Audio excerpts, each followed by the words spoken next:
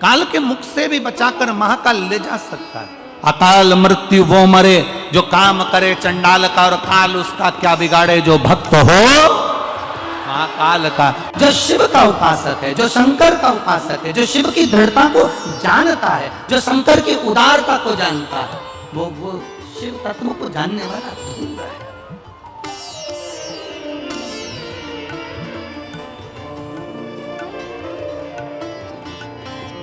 शिवपुराण कह रही है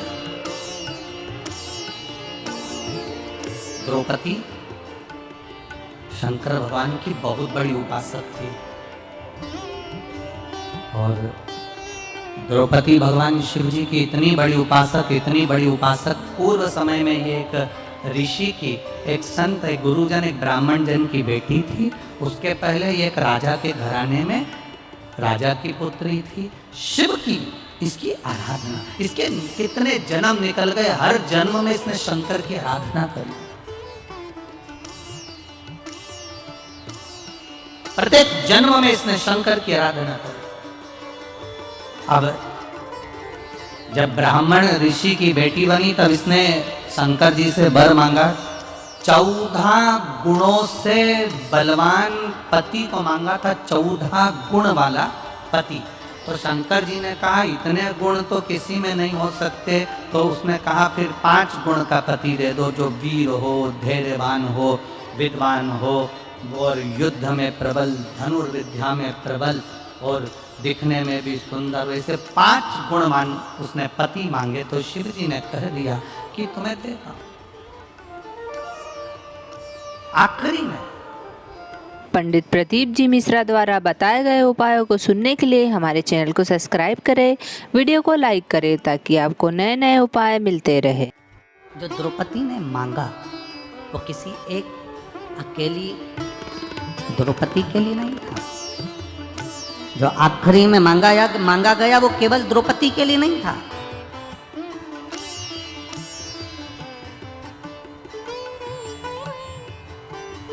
जो आखिरी में मांगा वो द्रौपदी ने खुद के लिए नहीं मांगा। द्रौपदी ने क्या मांगा? एक वर और दे दीजिए भोलेनाथ। शंकर जी ने कहा मांगो कौन सा वर? स्त्री की पवित्रता का वर दे दीजिए। एक नारी की पवित्रता का वर दे दो।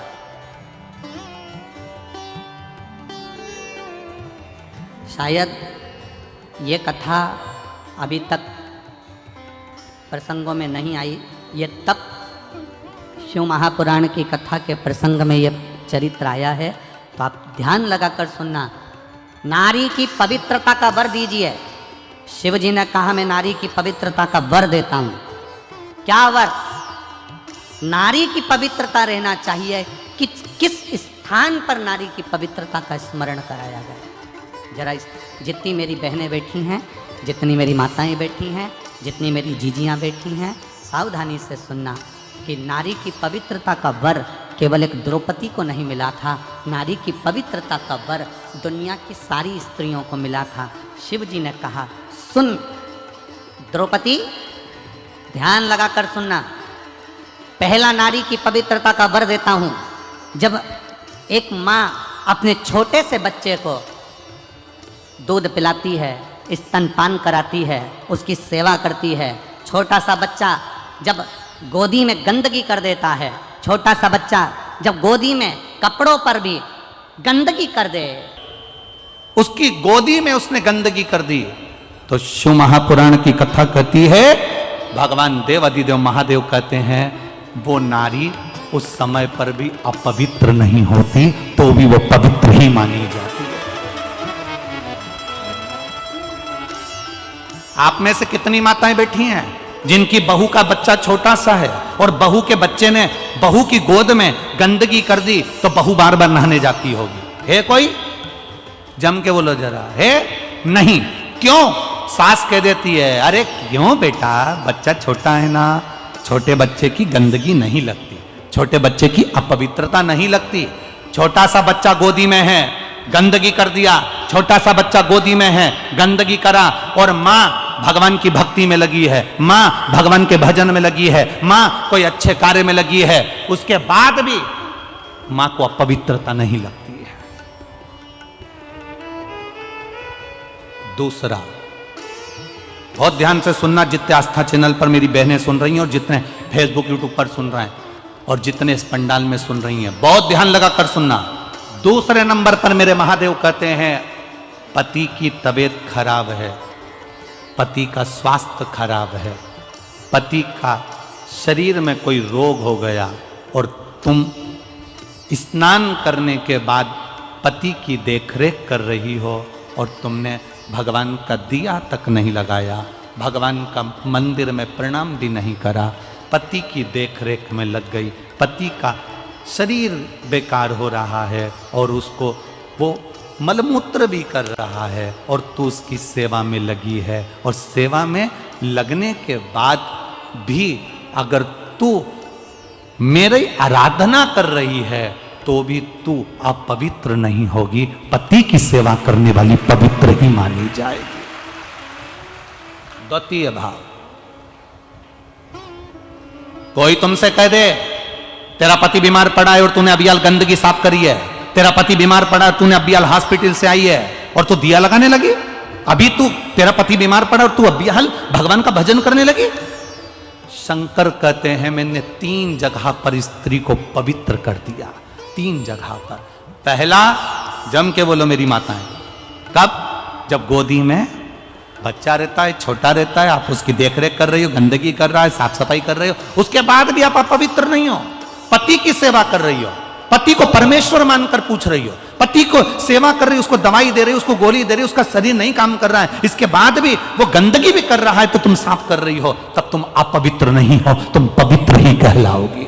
तुम्हारे भीतर एक पवित्रता का भाव आएगा। और तीसरे नंबर पर, घर में सास ससुर, घर में बुजुर्ग, घर में कोई बूढ़ा व्यक्ति बीमार है, तकलीफ में है, कष्ट में है, गंदगी भी कर रहा है और घर की बहू, घर के लोग उसको संभाल रहे हैं, उसकी सेवा में लगे हैं, तो शिव कहते हैं वो आप पवित्र नहीं कहलाएगी, पवित्र ही कहलाएगी। उसमें अपवित्रता का भाव नहीं होगा।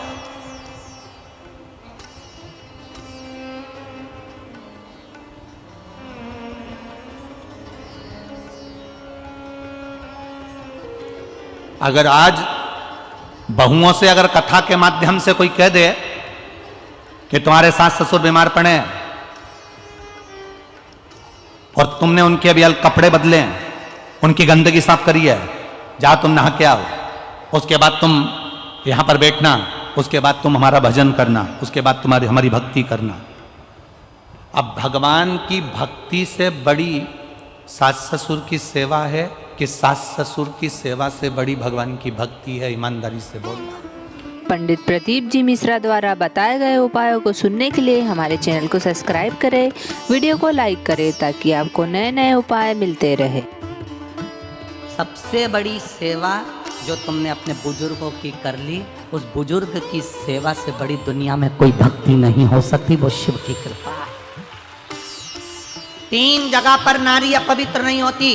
पहला, उसका बच्चा गंदगी कर दे गोदी में, उसके बच्चे ने अगर गंदगी कर दी गोदी में तो नारी बार बार स्नान करने नहीं जाएगी, क्योंकि बच्चा छोटा है, उसको संभाल रही है, उसको गोदी में लिए, उसको लाड लड़ा रही है, उसको प्रेम कर रही है, उसको स्नेह कर रही है, उसको स्तनपान करा रही है, उसको दूध पिला रही है, उसको भोजन करा रही है। माँ बार बार स्नान नहीं करेगी, वो नारी पवित्र की पवित्र कहलाएगी। वो जब चाहे भगवान का भजन कर सकती है, वो जब चाहे तब शिव की आराधना कर सकती है, वो जब चाहे शंकर को दिया लगा सकती है, वो जब चाहे शिव के स्मरण कर सकती है। दूसरे नंबर पर, पति बीमार पड़ा है, पति को शरीर में कष्ट है, पति को तकलीफ है और स्त्री उसकी सेवा में लगी है, हॉस्पिटल में उसकी सेवा कर कर आई है और उसका मन कर रहा है मेरे पति की तबीयत ज्यादा खराब है, सेवा करते करते मंदिर चली गई दिया लगाने के लिए, वो पवित्र ही कहलाएगी, उसमें अपवित्रता का भाव नहीं आएगा। और तीसरे नंबर पर, घर में बुजुर्ग, सास ससुर माता पिता, घर का बड़ा, घर का दादा दादी, घर का बुजुर्ग अगर बीमार पड़ा हुआ है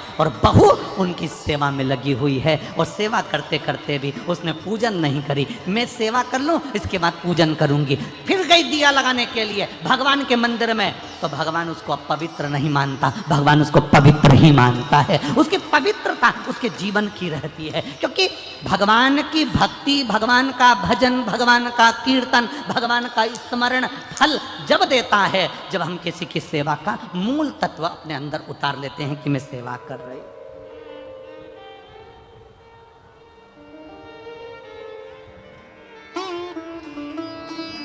ये हमसे लोग पूछते हैं, गुरु जी आप कहते हो कि भगवान 3 महीने में सुन लेता है, आप कहते हो कि भगवान 3 महीने के अंदर सुन लेता है। ऐसा शिव महापुराण में होता क्या है जो 3 महीने के अंदर भगवान सुन लेता है? और हम यहां पर भी कहकर जा रहे हैं, जिसने 1 गिलास पानी पिलाया है, 1 अन्न का दाना खिलाया है, जिसने किसी को सेवा दी है, यहाँ बैठकर आप कुछ ना कुछ इस पूरे प्रागण्य में सेवा कर रहे हो। खाली नहीं जाएगा।